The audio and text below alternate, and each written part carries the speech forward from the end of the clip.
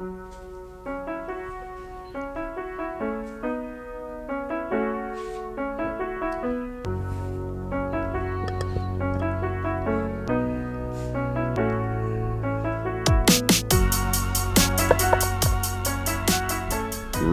estate for real. I'm Eric Pedigo. I appreciate everybody downloading and subscribing and doing all that stuff. Gentlemen, they call that a call to action in the podcast world. I talk about more of that. Download, subscribe. That's what ChatGPT told me I need to incorporate more of in my podcast. I'm gonna do more calls to action. Okay, all right. So download, subscribe, share, like. All of that. So, all right, here we go. I've got a panel here today. I'm excited to do this.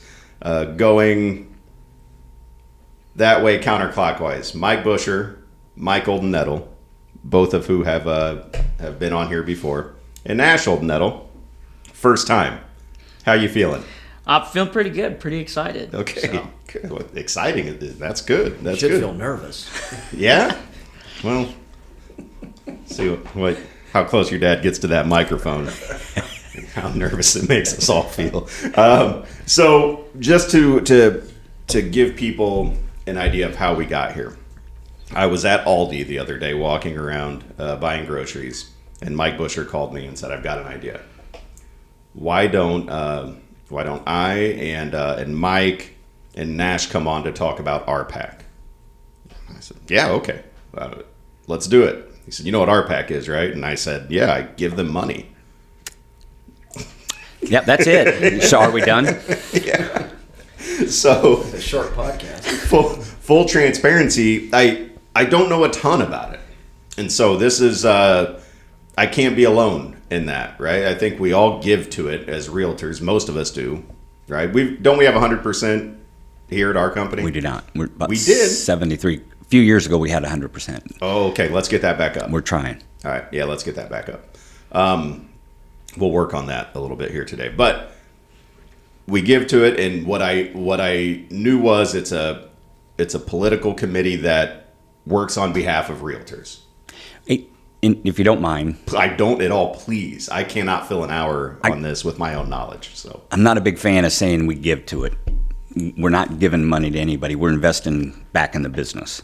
Okay. And sometimes that's a confusion to people. It's like, okay, well, I got to write a check and I got to give this money. We're not giving money. We're protecting the industry that we make our living from.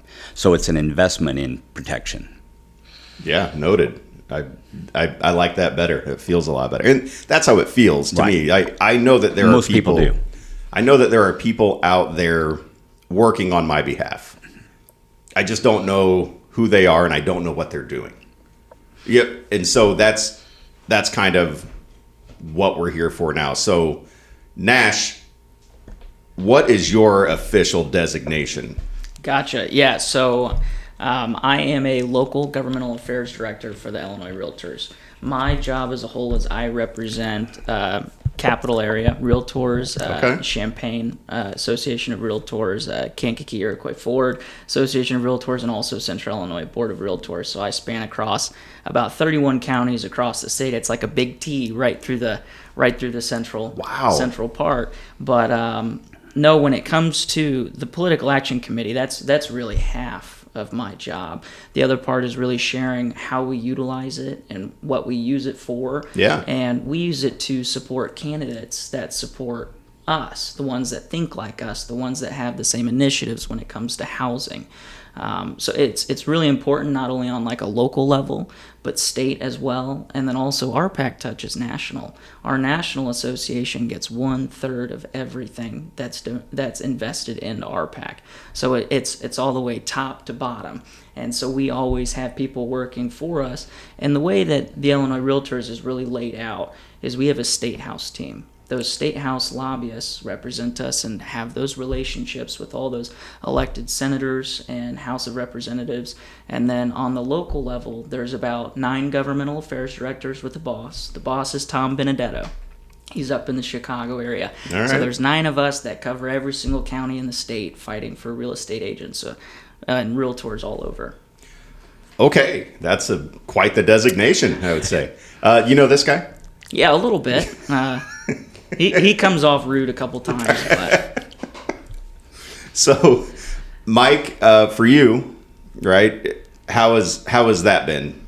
Seeing Nash handling, that's quite the responsibility. That's got to be pretty cool, right? It is, and I've known the local governmental affairs directors that we've had here in capital area as well as across the state for years, just because I was so involved with the Illinois Realtors and all those years. But to see Nash in that role, it's exciting, and unfortunately this is going to build his ego up, but I'm also in contact with all those local AEs that he works hand in hand with, including our own Kathy Nicholson, and they have done nothing but rave about the job that he has done on that local level. So he's a shining star when it comes to the local governmental affairs directors, and understand in Illinois we're kind of an anomaly. States look at us, at our program.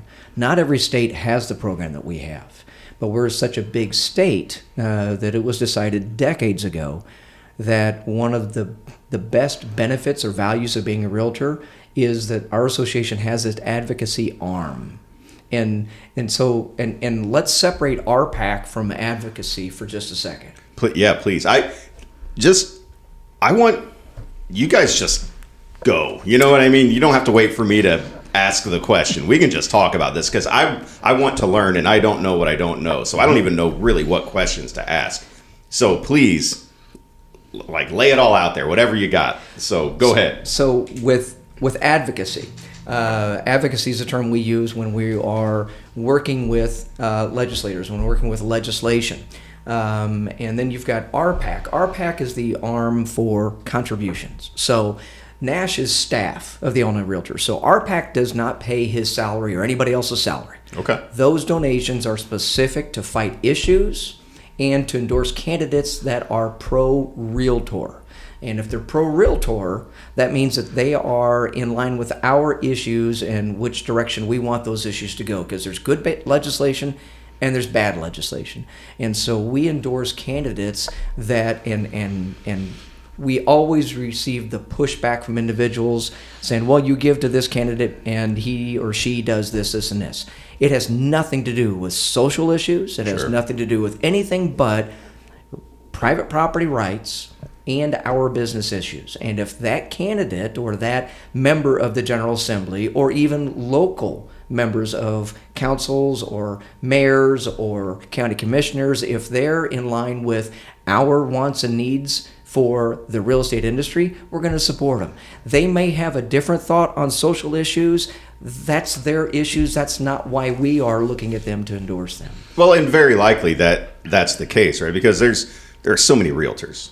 Mm-hmm. And so the one thing, and I know quite well, I have realtor friends who are on one side and we're realtor friends who, check a different box when they go to the ballots. And that's okay. But one thing we all agree on is we want this, what's good for this industry. So we can't, I wouldn't think as realtors focus on anything but what's best for this industry and how we take care of our clients.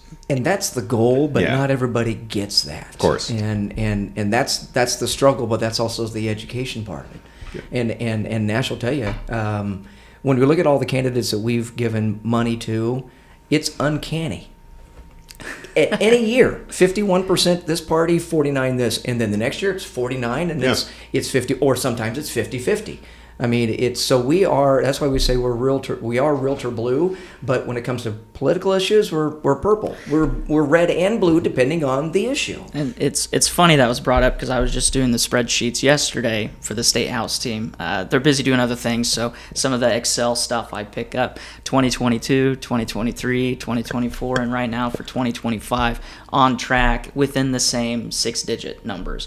So for 2022, you're talking $800,000 to the Dems, $800,000 to the Republicans. So it's kind of, it's uncanny that it's not done on purpose. It's literally the long thought out process of who do we support, why do we support them. And not only that, I mean, the suggestions come from the State House team. They are not made by the State House team. It goes to the RPAC trustees, which is a board of realtors from across the state. And, we have someone sitting across from you right now that's been the chair. He does the main sign-offs on dollars that go to different candidates across the whole state. And then on the local level, it gets even more personal, because then the recommendations come from me. It doesn't mean it's from me. It has to be approved by the realtors on the local governmental affairs director. Well, on the local government affairs committee, those realtors who sit on that committee have to approve, and they pick the number, the amount of dollars. That's totally up to them. I think I'm joining that committee. Is that one that you The applied for? government, yeah. And Nash's point's well taken, because when the local politicians or whoever's running, when they have fundraisers, when they submit their requests to the local car association governmental affairs committee, and then that committee kind of hashes it out, and what do we do, yes or no, and then they make a recommendation, and then that goes up, and then it goes to the next level, which Mike is still involved in, where the RPAC trustees either, I'm assuming, approve, deny, or adjust, but they take a lot of the recommendation from the local committee on the local races. Wow. And if I can, one thing I just want to clarify too, because I think we're going to talk a lot about, and we have so far, about the realtors and the protection of the industry and stuff like that. The net goes a lot farther than that, because the issues that we're fighting for protect the consumers and the homeowners. So I'm glad you said that. I was actually thinking about tying that in too. So anybody listening didn't think that us, pushing for or advocating for what's best for real estate agents is like, how can we make more commission? That's not what it is. It's what's best for us.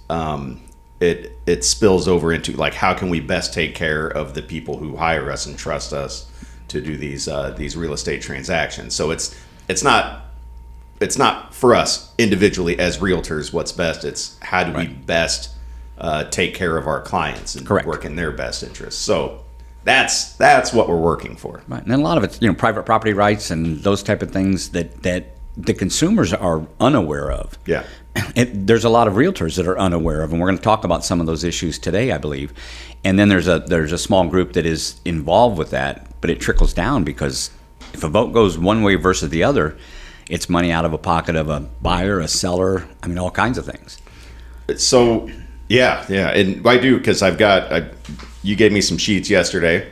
I was looking through, and so you brought up things during our meeting that I had no idea. They came from him. Okay, all right, well, from Nash. However, he wasn't at the meeting, so I didn't know. And I appreciate Mike bringing that up, because that's the three main things that I would say that the state association and the local association, what they focus on, it's all consumer. Mm-hmm. The three main points right now are property taxes, they are private property rights, and they're affordable housing. Yeah. We want all those. They all affect the consumers, and we want housing to be affordable, because at what point, when is it not attainable anymore?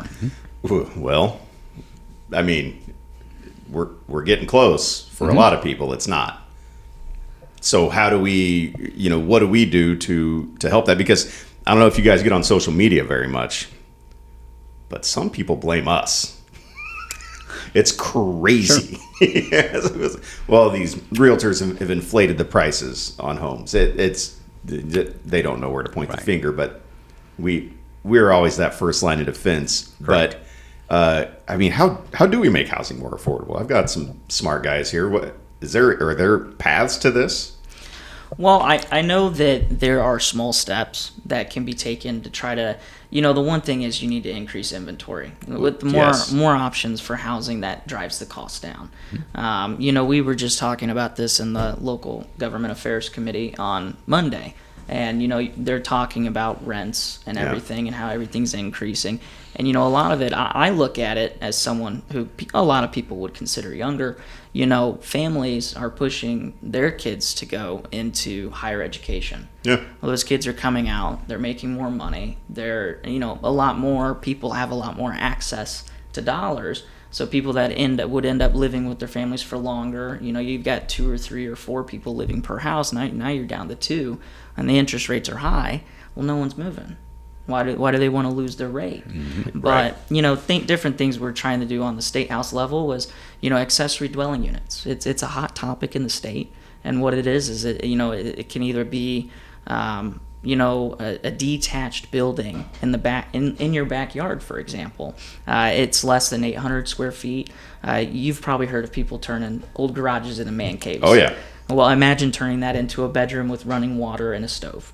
That would be an accessory dwelling unit. And now instead of you buying the house across your street to take care of your mom or your dad or let's just say your grandparents, you can move them into your backyard. It's cheaper, but there's a lot of things that have to be worked out. But that would be an option for someone not to buy, and that leaves that house on the market. And Yeah. then also the one they move out of, it's left on the market as well. So that's one little thing. But another one is local zoning. It's become a problem with too much red tape that a lot of people are saying, I'm not even going to try. I'm not even going to try to build. It's too difficult. Let me go to this other area and build. That's a big problem, but it all comes down to lot sizes. You could say, let's lower your lot size so you can build a structure here instead, because right now you don't meet the requirements. But then on top of that, instead of it being you can only build this type of housing, you can only build a single family home here.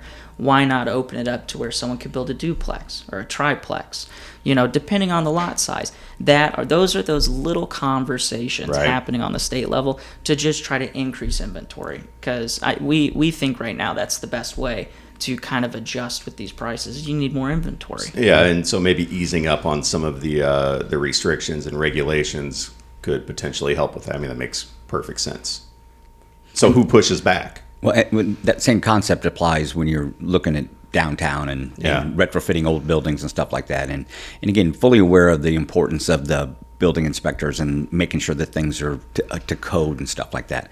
But some of it is so cost prohibitive that you look at it and say, great building, I could put 4, 6, 8 units in there. Just there's no way I can afford to do it because of all the hoops I have to jump through to get there. In our area, Springfield, across central Illinois, there are so many vacant lots. So many. And so many of those vacant lots are in locations that it doesn't make sense at the cost of $200 a square foot to build a home. You're going to have a $250,000 home built in a neighborhood that's $60,000, $70,000, $80,000 in average values. Right.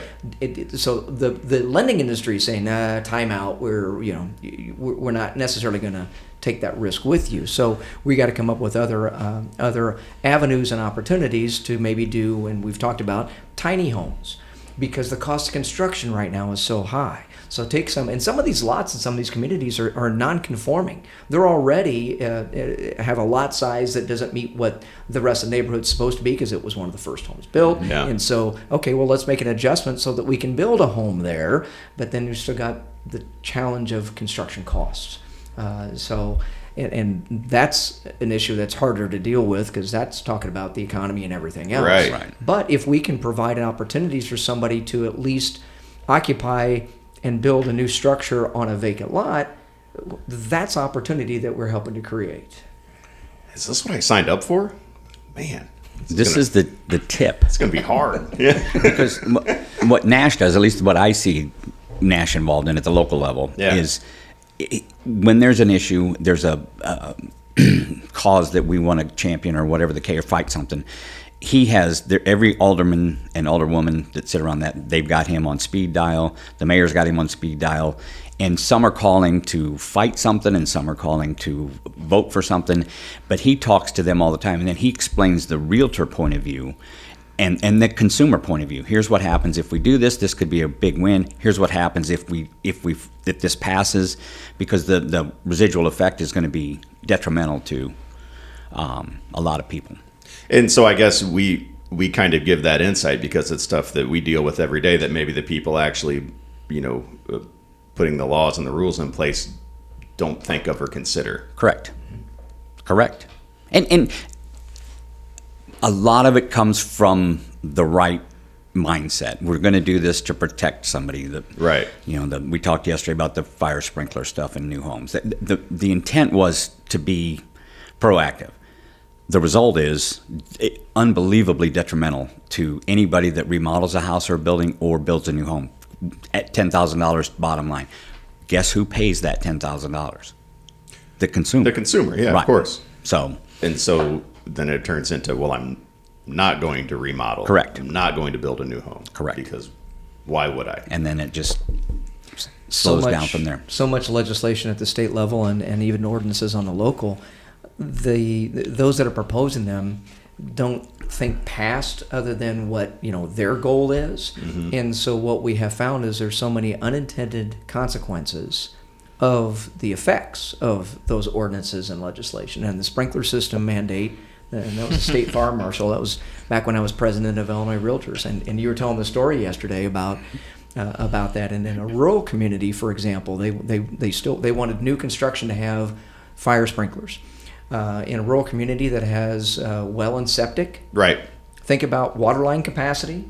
Think about who's going to be testing these and the people that are certified to install. They didn't exist, but it was hard to say to the state fire marshal when it comes to safety that this is a bad idea. So we had to talk about these unintended consequences and the cost that everybody's going to have to bear. And it was the 11th hour. I was actually driving.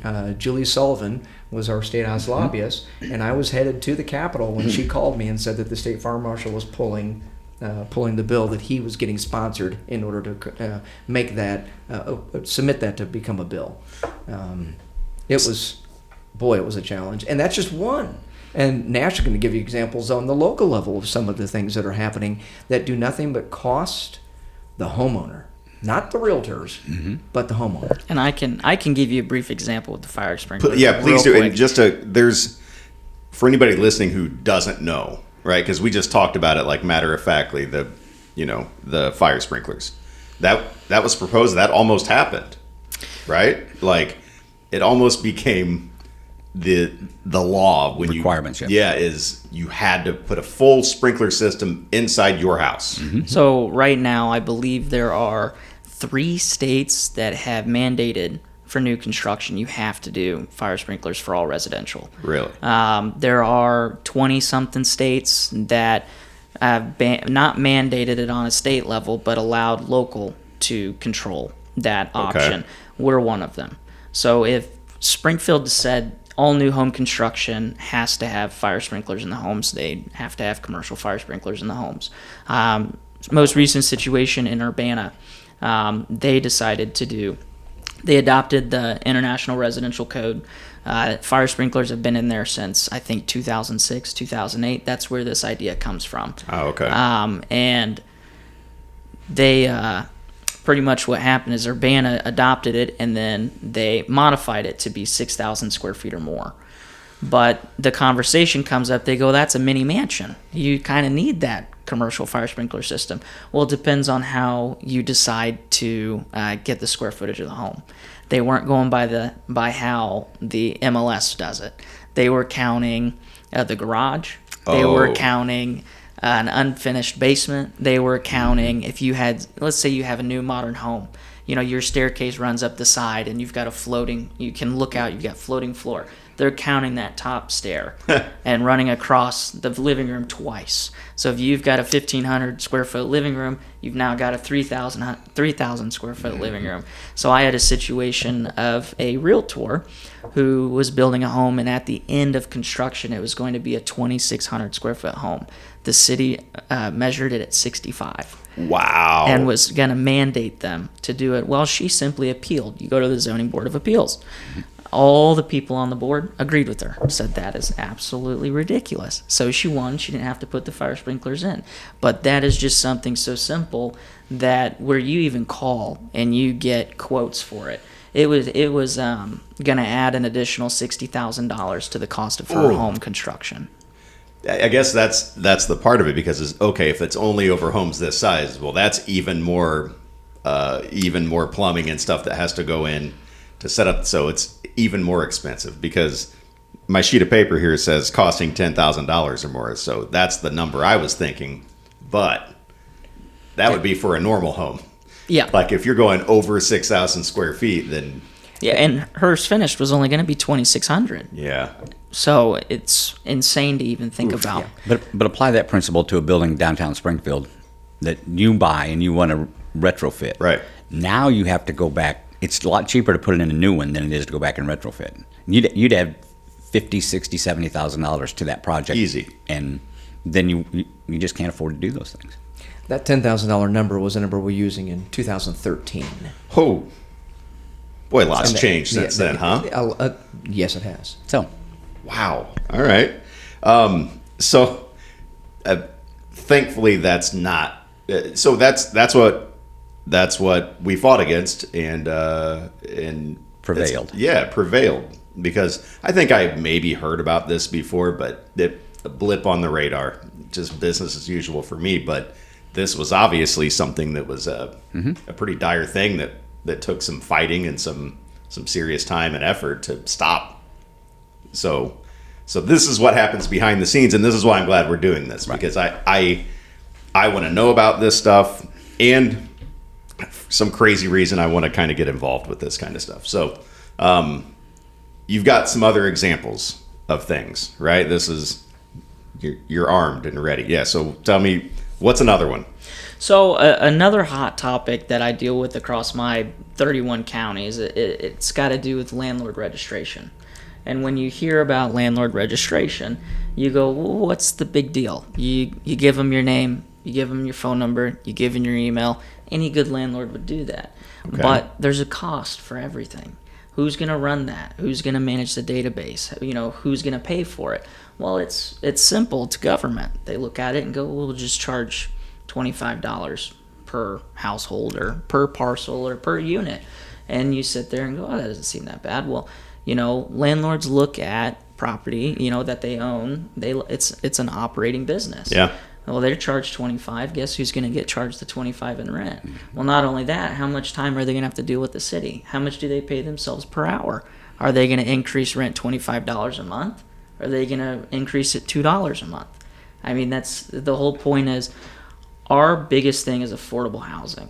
And whenever you add a cost onto housing, whether you think you're regulating landlords or not, you're going to be hurting affordable housing, because you're taking money out of those tenants' pockets. Sure. Who we all want to buy homes. We sell homes. So our biggest thing is we want everything to cost the cheapest as possible. There are systems where you could go and say, you can do this registration, and you're not going to charge anything. If for your government, when's the next administration coming in? Where are they going to say this is costing the city, $100,000 to run, because we have to have 2 staff monitoring it the whole time? We're not going to pay for that anymore. right. So with the sprinkler system, there is an obvious reason. It's safety. For landlord registration, what's the need for it? Why was it even brought to the table? So landlord registration, it stems from the problem of having bad landlords. Okay. So they want to, and a lot of the times they're tied to LLCs. And sometimes they're hard to find if you don't know necessarily how to look up LLCs. Now, for example, the city of Springfield, they have no problem finding the owners. Okay. The director of public works has stated that several times. They can find the landlords. But when That's what I was wondering, right? You can find who owns these properties, right? Right. But there's also groups that would love to have access to that information, so that you own a rental house and then whatever happened, the garbage cans got left. Then you're going to have local people calling you because they're going to access that. And it's like, oh, hey, Eric, you got to get those garbage cans up before 5 o'clock at night, or you got to do this, or you got to do that. And then you've got the people that monitor that stuff. Right. That had, in my vantage point, it's only my opinion, but they're looking for an easy way to find you when the music's too loud or something like that, where they can pick up the phone and call you versus going through the proper channels. Yeah, so it stems around the bad actors, and the forefront of it. It has to do with the simple notion, as Mike said, getting that information out there. But I'm starting to lose my train of thought. It happens. I've done like 35 of these, and sometimes I'm just like, so how'd you get into this again? Yeah, so it happens. Don't worry. And the whole thing, and again, we got to balance and weigh and decide. There's positives, there's reasons that having that because of the out-of-state and out-of-town landlords and things like that. It would make it easier for some people. But like punishing the whole class for one kid, that's been a concept that's around forever, and that's what happens when the pendulum swings too far. Yeah. We've got people, luckily, that analyze that, and Nash is our people, but he'll take a look at all those issues and analyze those and take a look and say, okay, let's talk about the pros and the cons. He meets with the local officials on both sides and says, let's look at the pros and the cons, and they're lobbying him, and if I'm for it, I'm pushing him as hard as I can. If Mike's against it, he's doing the exact same thing. And then they take that data and they come back and say, okay, what's the best for the consumers? Yeah. And then that's what we try to get behind and support. Yeah, and this is where I was going with it too. Is we have something like that in place here that goes after bad actors. Okay. Just as Mike stated, with going after the whole class, well, something we have here is you have three chances, 3 strikes, you're out, and then you end up on a registration. But it doesn't matter what type of property you are. You could be your own home. Homeowner occupied. Oh. It could be a rental. It could be a commercial building. If you're not cutting your grass and it gets over the amount, if you've got broken windows and you're not fixing them, if you've got roof falling off and you're not fixing it, you can end up on this for sale registration. So it goes after everyone if you're really trying to control blight. Yeah. And that's another big point on why they want this is for blight. They want to clean up the city. Well, we want to too. Of course. But there has to be a solution that goes after bad actors and not the whole bucket. Yeah, so more targeted. Correct. Exactly. Who's actually causing the problem. And those things are in place already. Yeah. Yeah.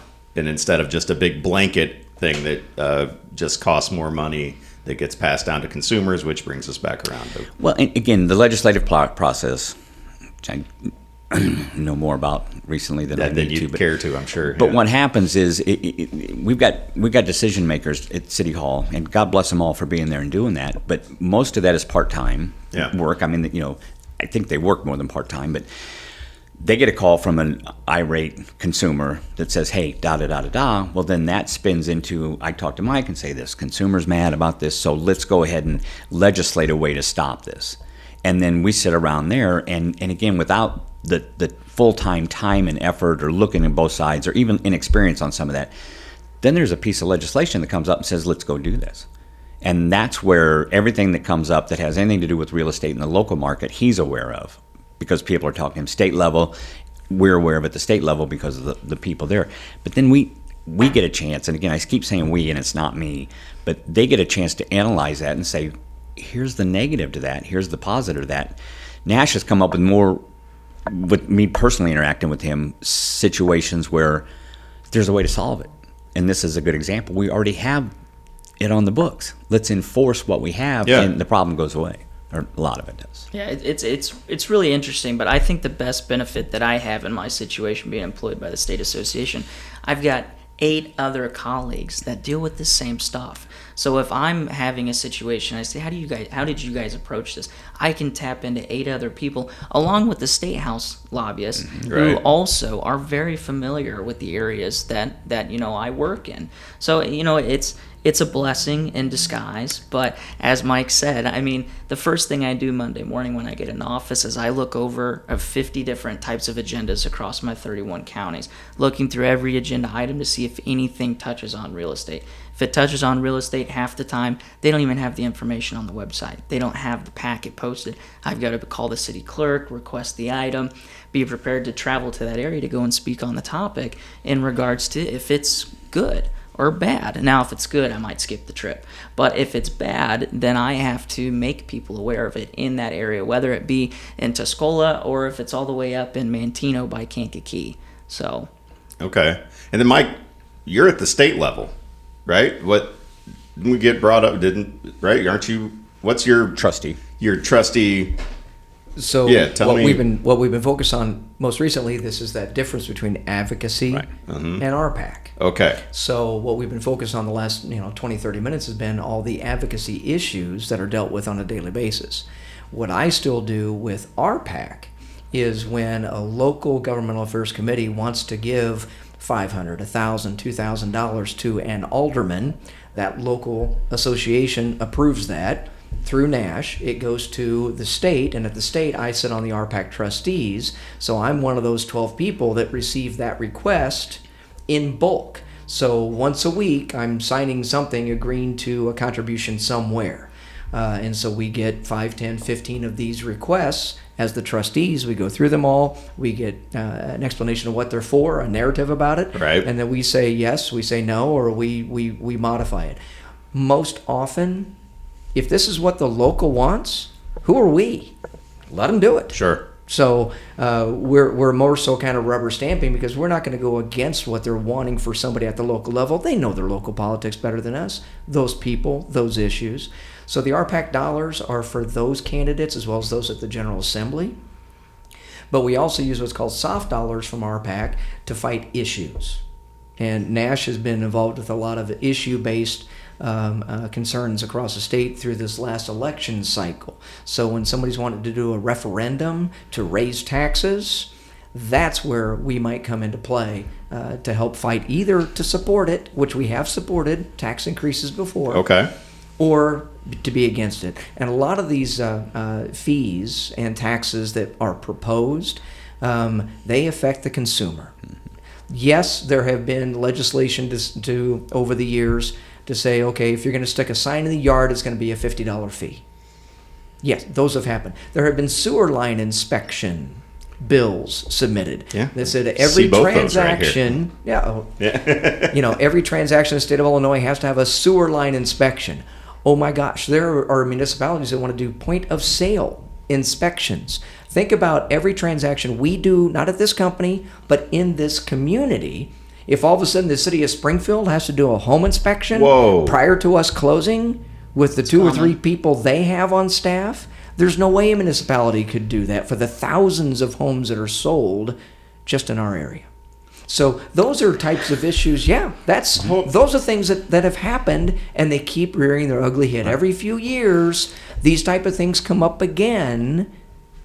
How is that even feasible? That couldn't happen, right? It does. It does. And I'll touch on that. I was going to circle back to what Mike has said about the local candidate contributions that we make. The best part about the local candidate contributions we make is that a lot of the time it's not just direct. It's for a reason. It's for an event. Okay. So we get members out in front of these local politicians. We get them to go to their golf outings. We get them to go to their events that might be at a bar and there's pizza, just to go, because our main thing is, yes, I have relationships with a lot of these people, but I want my members to be there because it's more personal whenever a member is there and they're talking to that politician than me, who's seen as a lobbyist. Because now they look at the members that are interacting with them, they like them, they have to look at them and say, oh gosh, I might be taking up something that they think is detrimental to their industry. So it makes things more,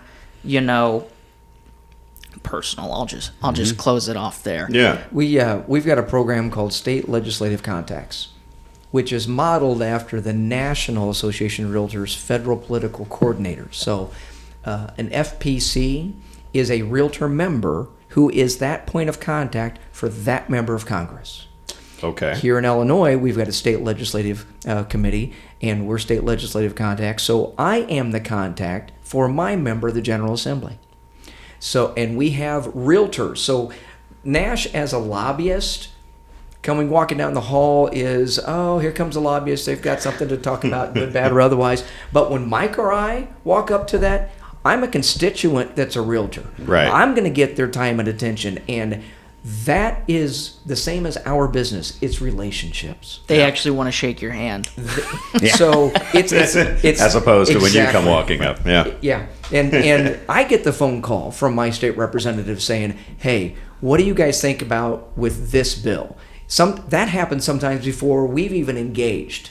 So that's how important realtor involvement is with the process. And we've got a lot of them. We've got members on our local governmental affairs committee that can pick up the phone and call any of these aldermen and get in before most anybody else will, because they've been their neighbor for years. They go to church together. That personal relationship, That's what the associations want to help create, but that's what solidifies what we can do as an association. And again, what the lobbyists do or governmental affairs directors do is putting more meat on the bone. But we're that person that they're looking at to really to say, hey, give me the real skinny on this. All right, I'm not the guy that runs this podcast, but I think You can be. I'm going to swing this back to the realtor side of it. Okay. Now. I think we covered a lot of that because there's some things on that sheet that I want you guys to talk about too. One of the things Mike and I work on a lot, Nash is across the board everywhere, but we talk about that investment in RPAC and what do you do?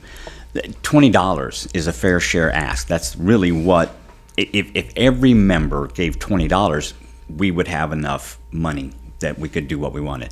Not everybody does for a variety of reasons. Most people don't even know about it. Right. Things like that. And some people then, I've had conversations with agents and they get mad about something because the association closed on a holiday and I'm not giving money. And they're confusing one issue with the other. And so we do the best to sort through that and stuff. But if you wouldn't mind just sharing some of those things that we talked about yesterday a little bit that were potential. The imagine your real estate business with, Mm-hmm. okay, new service tax on commissions. Mm-hmm. So what's that? A service tax on commissions. That was an effort. The commissions that we pay taxes on. Yes, for us to get double tax. So they were actually going after all service industries when that was proposed several years ago, and it'll come back. But attorneys, accountants, real estate professionals, we all pay income tax on our income. Yeah. And the state wanted to get another one. Well, that makes sense. I barely doesn't paid it? any taxes last year. But it was a tax on top of a tax. Right. We already pay income tax in the state of Illinois. Right. But they wanted a service tax Right. For the service you in addition provide. to that. That's insane to me. See, and realtors need to know that. Yeah. Because Nobody these knew. guys stop that. Yeah. I was at my thank other you. job when that was going on. I'm pretty sure I was over at the Capitol. Yeah. But they never go away. Go ahead. What's next? Elimination of the mortgage interest deduction. What kind of effect do you think that has on a consumer? Very poor, right? Absolutely. That's every year you get to to write off some of the interest you pay on your mortgage. Correct. And Why would they eliminate that? it reduces your tax burden that you Yeah. have to pay. Because if you eliminate that, it doesn't reduce the tax burden. They get the full tax amount. I can't, like, in my head come up with a how could anybody possibly spin that as a positive? There's more tax dollars they can Okay. use. Absolutely. Yeah. Yeah. And you're a really sharp guy, Eric. I've Thanks. seen you for a number of years. Appreciate it. You notice that Illinois is a great big state. Uh-huh. Okay. Chicago is different than Central Illinois. And Central Illinois is different than Southern Illinois. Yeah. But because of the population and stuff and the legislators, there's a lot of power up north. And sometimes they don't deal with issues that we deal with. And sometimes they've got to raise revenue and they've got enough power to get this on the table and stuff. And then these guys in at the state were scrapping and fighting. And then that cohesive part of the Realtor Political Action Committee, because when the call comes out for action, which doesn't happen a lot, big issues, but you get a groundswell of support. You get a bunch of realtors behind there, but it also includes the title companies and the lenders and everybody else that's involved, affiliate members and everything. So we swing a really big stick when it comes to that as far as carrying votes and things. But sometimes when some area of the state, or even locally, when they need money, they're going to come looking. Yeah. And we're an easy target. And we are an easy target. And I'll get to the other things, but I just want to throw in here. This is the kind of stuff that happens behind the scenes. Because I'm in my 12th year, and I'm just, like I said, I'm selling houses. And I know I got people fighting for me, but I don't know what they're fighting, and I don't know who these people are. Because it's behind the scenes. Right. It needs to not be. It needs to be. Every realtor needs to know exactly what's going on here. And so how do we make that happen? Well, I know the state association tries their absolute best. I mean, they send out mass emails. We've got, for example, do you know we have a state capital report that gets published every Nope. Friday? So every Friday during session, our state house team publishes a capital report that goes over any type of legislation that's active right now that could either be good or detrimental to our business and our position on it. They say why it's good. They say why it's bad. These, for example, those two first items, they would have been in a state capital report years ago when the issue was going on. Now, the best part is about these two things, I wasn't around when it happened, but a lot of the times when you say, like, for example, behind the scenes, when a bill is introduced, if it's really bad, we try to just prevent it from being called. We try to prevent it from being assigned. Okay. So if it goes to, for example, in the House of Representatives, it goes to the Rules Committee. We don't want to see it be moved out of the Rules Committee because that means it's moving. It's going to now, let's say for the tax, it would go to Revenue. It'd go to Revenue Committee. That's where the committee votes on it and it goes to the floor. And that's whenever it gets really serious. All right. That's when you would see like a call for action come from the state. Mm-hmm. And the call for action, I believe the phone number is 60644. You text Realtor to it. And what it does is when we send out a call for action, you now get an email and a text message for you to interact with, to message and email your state representative or your senator, depending on which chamber it's in.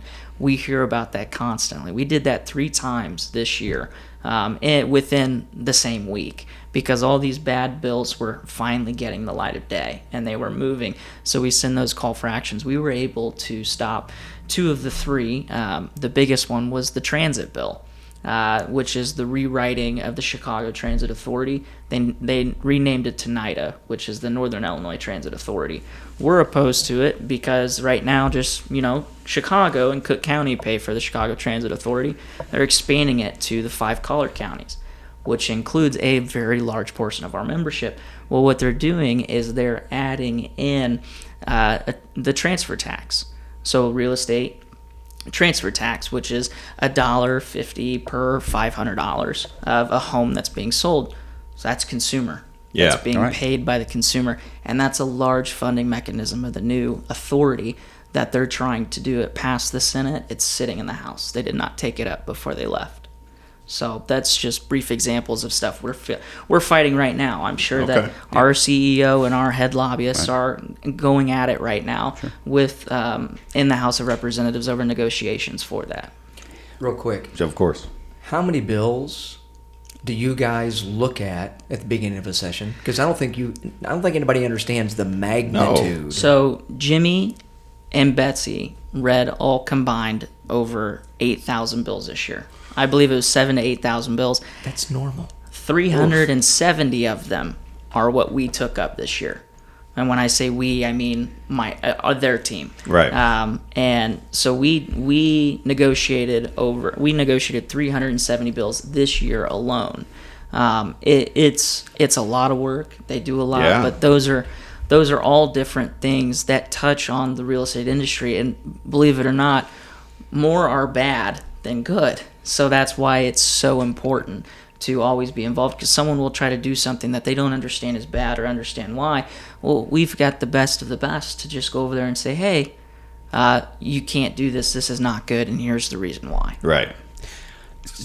So your point, I think this podcast is a great start. Mike and I have done this since we've been in the roles we've been in. I mean, I talk to agents all the time and say, and I made some texts this morning. We've got a drawing coming up for some we talked about yesterday. We'll get into that one. Okay. But it's person to person. And the thing is, the funnel gets pretty small. You can't get everybody to go fight and so on and so forth.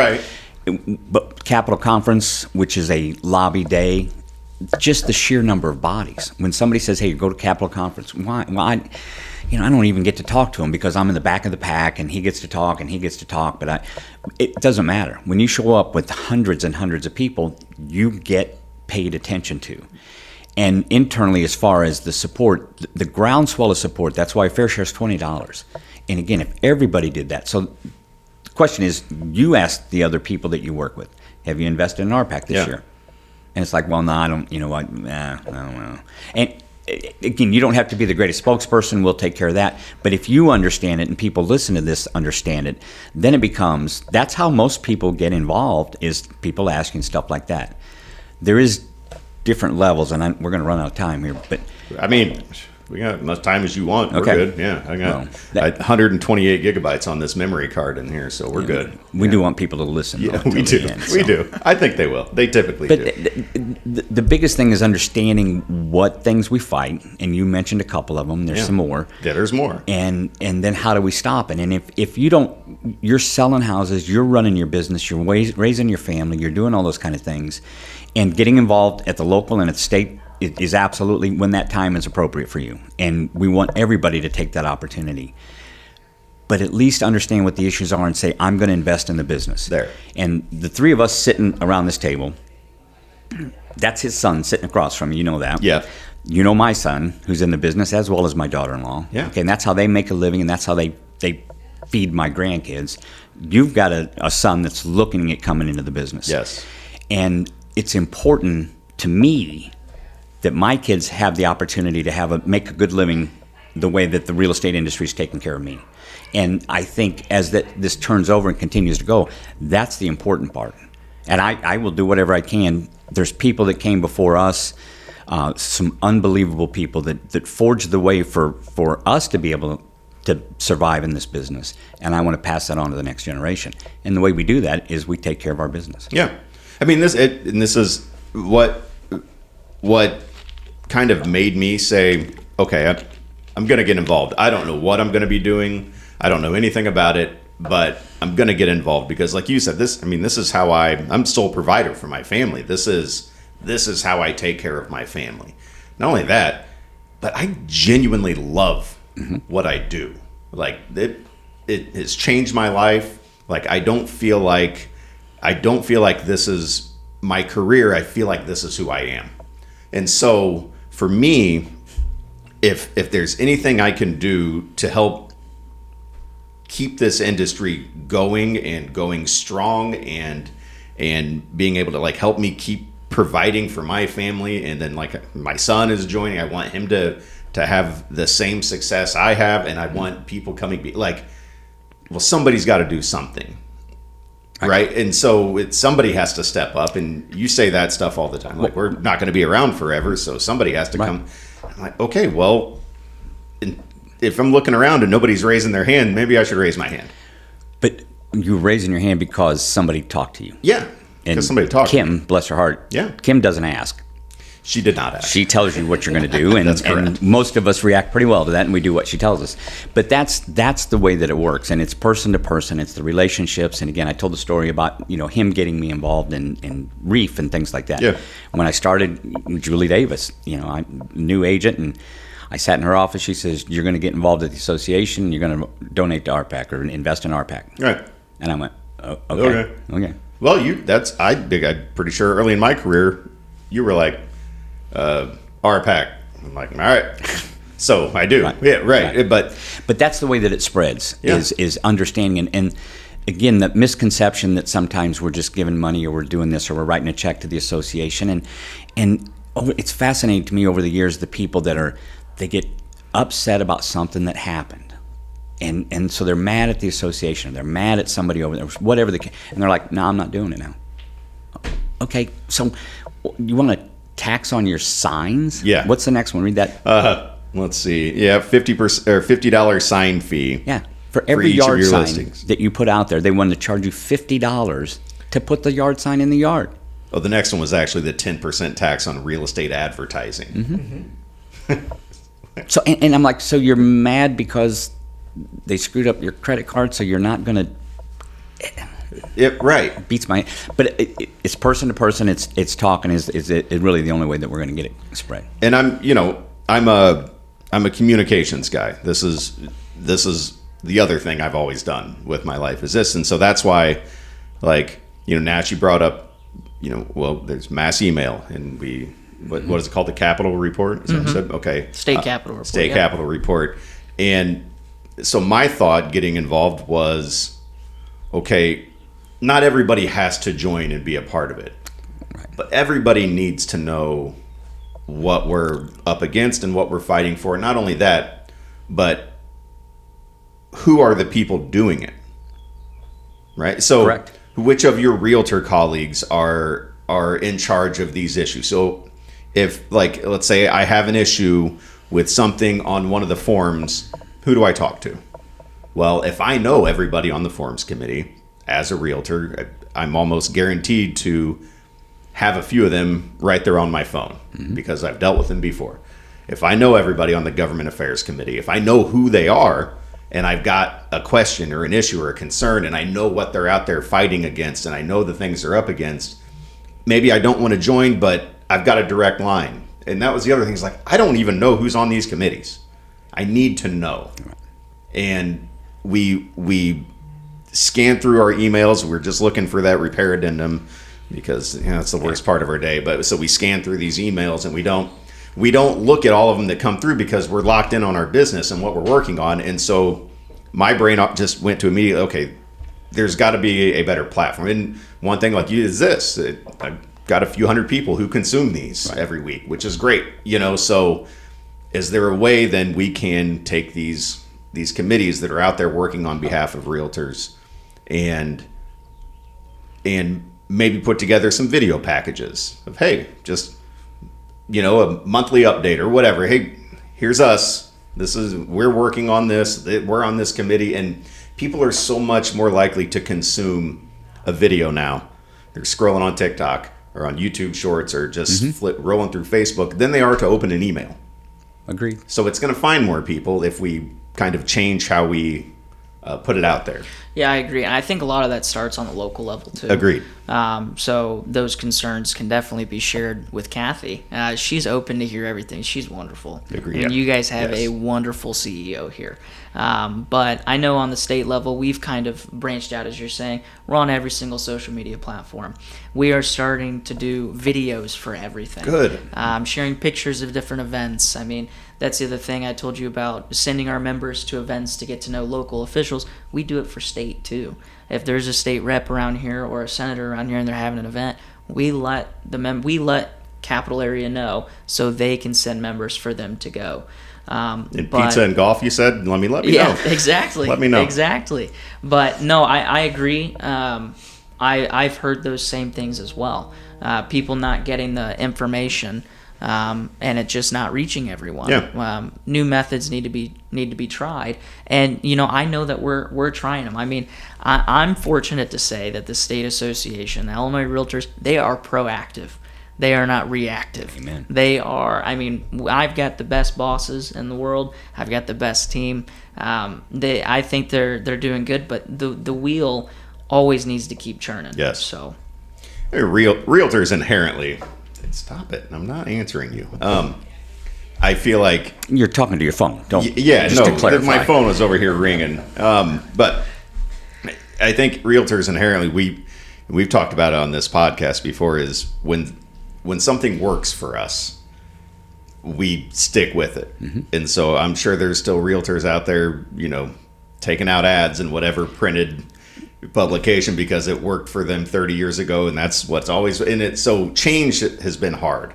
Well, I feel like. And you've heard my soapbox about people getting involved. Here's the problem. Look at me. Yeah. Okay, gray-haired, 30 plus years in the business. We used to write contracts with carbon paper. All these kind of things that we did. And when you start talking about let's do videos and let's do this and stuff, to be honest with you, I just slide back a little bit. I'm like, let him do that because it's and the problem is I still, as much as I want to be as current as I can and I try, I'm an old guy that does things still the old way. And I'll pick up the phone and call you and talk to you about that. But I don't sometimes even think about the fact that I could talk to 100 people if I would just do a video. Yeah. And that's why you need to step up, and you as a young realtor needs to step up, and those folks to get in and say, get these old guys out of the way. Let me go do the communication. Well, you don't need to get out of the way. No, you can hang out. I'll drink water in the kitchen. But that's the problem with the turnover because there's new things that we just get stuck doing the stuff that we're good at and that we're used to. But there's bigger, better ways to do it, and we need some people to step up and do that. And I when I brought up before, like, well, we all need to know what's going on behind the scenes. And so you're obviously way more familiar with the things that happen. And so what you were saying is there's a time when it would be effective to rally these thousands and thousands of voices, right? There's a right time. That's what we do, Right. with the call for actions, yeah. And so I want to make sure that, because that the call for action, it's a text that goes out. Text and an email once you sign up, and you sign up through text. And so we need to get that. Everybody needs to sign up Correct. for that. Yeah. Everybody. Right. Because So- it's a 2-click process from there. Yeah. I read the letter, make sure that I'm in agreement with Right. what's going on, which I've never been not in agreement with. And then you click it, and it signs your name, and it sends it electronically to my own legislator or senator, depending. Because for me, it's not like I have to pick up my phone and call somebody and argue my point. All I have to do is click a couple Correct. of things, Boom. and we flood the inbox. Yeah, and you get to preview it, and if you agree with the issue that we're dealing with, and speaking on the real estate industry side, it's like Mike said, it's 2 clicks. And how do we sign up for it again? So you text everybody knows. 60644. 30644. There we go, 30644. Text Realtor Yeah. or IL Realtor to Yeah. 30644. Either or, IO or Realtor? Okay, all right. You can just To Realtors 30644. So everyone do that. Every Realtor listening to Get that on this there. or watching this, do it if you haven't already. I mean, it sounds like there's already thousands signed up, but we could always use more. Absolutely. More the merrier. That's a typical Update example. success. With your help, Illinois Realtors stop anti-housing bill. Okay, yeah. So that's the response I got after I responded to the call for action. And I actually got 2 emails, one from my state representative and one from my state senator, that said, Mike, thanks a lot. We've been talking to Nash. We've been talking to the team. Yes, we're on board. I mean, so Great. Could that have been the senator or the representative staff? It could have been.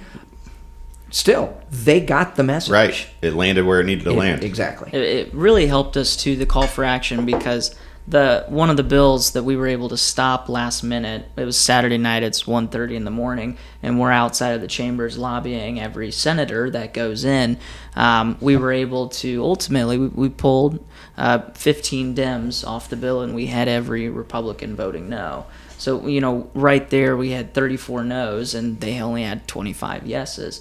So it is a good feeling, and it lets you know that the call for actions work, because we've got 48,000 people behind us that we're fighting for. Do you really want to take a vote against 48,000 people, or do you want to come back to the table and negotiate further? 48,000 plus. 48,000 plus. Yeah. Because that's just the realtors, Yep. but we also get the consumers behind us, and we've engaged with the big issues. I've talked to consumers saying, you don't want this, Right. But you also get every other affiliate that's out there, most of them. Yeah. And, and I wanted to touch on, I know, Mike, you were trying to transition to RPAC. I wanted to touch on that a little bit more, too. Whatever, yeah, absolutely. Yeah, just real quick, just to talk about it. I know Capital Area is doing, they're having their raffle right now, and it's $20 for a ticket, or it's $100 for 6 tickets. What they're trying to do is really increase their participation rate. So every year there's a goal set by the state and the National Association for the local association for a certain dollars amount, for a certain participation rate, and Capital Area is trying to boost their participation rate. Okay. And that's why we're talking about the importance of a fair share alone, because not only are you investing in your industry, you're helping protect it. And there's different types of levels to What do they get for the raffle? So Yeah, the what do raffle, they get and how do they sign up? Yeah, so you contact someone that's selling tickets, and I have tickets. They're in my office. They've got tickets. I've got Okay. tickets too. Alphabetically, I'm first. Yeah, it's true. B Yeah. versus O. So you can either win $700 Right. cash, or if you're a realtor, you can get your dues for free.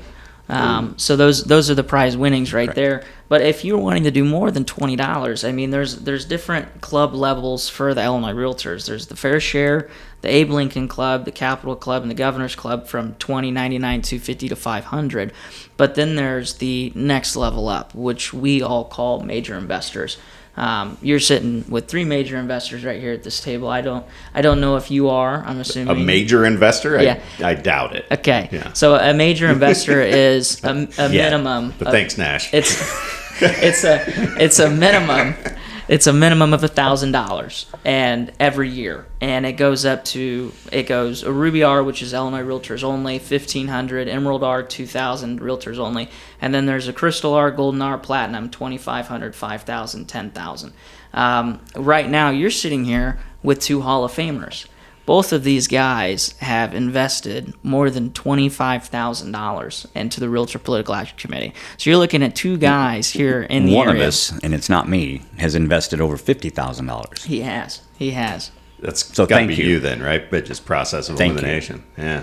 Don't That's tell my wife. But well, here's what's funny. Hold on, Nash. Hold on. Because yesterday, after our coffee and questions, Mike Buscher, we're talking, and he tells me that Mike Oldenettel has donated over $50,000, contributed over $50,000. Hall of Famer, he says. Mm-hmm. At no point did he say, I also am a Hall of Famer. that's the type of guy he is. What are you hiding? Now, Yeah. well, What are you hiding? but I appreciate you saying that because we're here saying, hey, invest some money, Yes. invest some money. We put our money where our mouth is, and that's because it's important to me. It's always been important to me. Again, I mirror what you say about the industry. It is who I am. Yes. And I love this business. I always have. I mean, good days and bads, but a lot more good. And so it was important to me to protect it, Yeah. and it still is to this day. And so that's why And this is a way to do it. it's absolutely a way to do it. And Mike and I aren't going to go reach out to anybody and say, hey, you ought to do $25,000 over the next 5 years or something. No, we don't do that. If we can get everybody to do 20, I'm happy. And then we'll work on going to 100 and then things like that. If people feel like they need to continue to protect that business, which they should.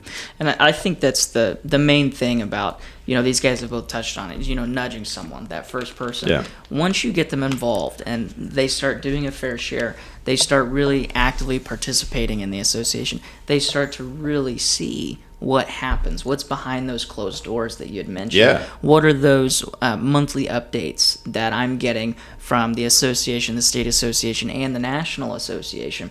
Those things all intertwine, and you really get to know more about how you're represented on all levels once you really start getting involved on your local.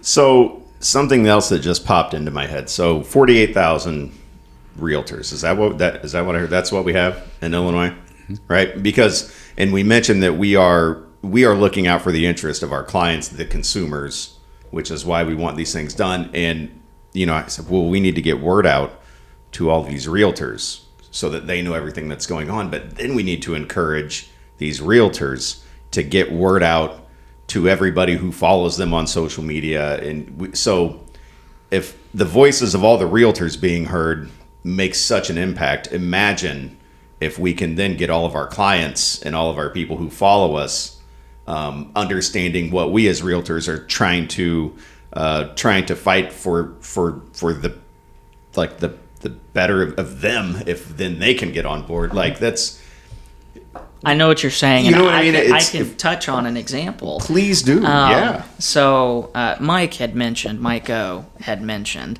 that something as soft dollars. Something that a program the state association has is, it's called there's an independent expenditure program, but then there's also like campaigns program. Something we did on behalf of consumers in Champaign. Most recently, there was a referendum. It was in November. There was one in November, and it was on the ballot. And what it was the township created a homelessness shelter, a low-barrier homelessness shelter back in 2021 with ARPA funds. ARPA funds dried up. So now they've got to pay for this homelessness shelter if they want to keep it open. Well, what's their first look to? Well, property taxes. So in November, they wanted to do a 411% property tax increase for their share. So they're one of 10 taxing bodies. 411%. They're one of 10 taxing bodies in Champaign. So currently, and I'll break the numbers down for you real quick so people can see the significance of it. If you owned a $300,000 home in Champaign, it's assessed for $300,000. You're paying $13 per $100,000 your home's worth. So in totality, you would pay $39 to the township right now. Well, if this would have passed, you would have been paying $160, and that's just one of your 10 taxing bodies. And there were proponents of it, of course, because it's a very, very tough issue. Yeah. We have always fought for property taxes. We've always fought for housing affordability. But in November, we decided to stay out of it. We said, you know what? It's a general election. Everyone shows up to vote. We don't think anyone's going to want to raise their property taxes for, not necessarily just because this is a social issue, but because there are two crises on both ends. Yeah. And it ended up failing 57% voting no. So then they decided to do it again in the April election, which is a consolidated.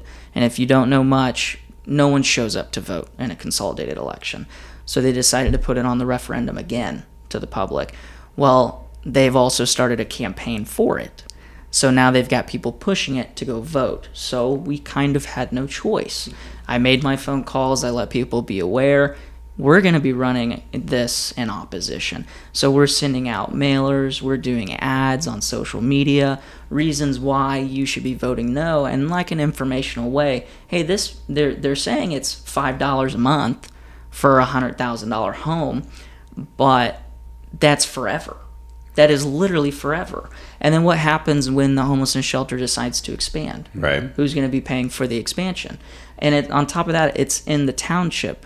Township has one source of revenue. It's property taxes. Mm-hmm. So that issue would have stayed embedded there forever. They needed to go outside of their own little bubble.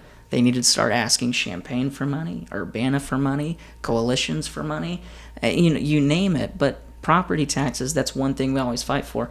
That's a type of program that we do with the state association to reach out to consumers and to help protect the local. Right. So it's not like we're opposed to a homeless shelter.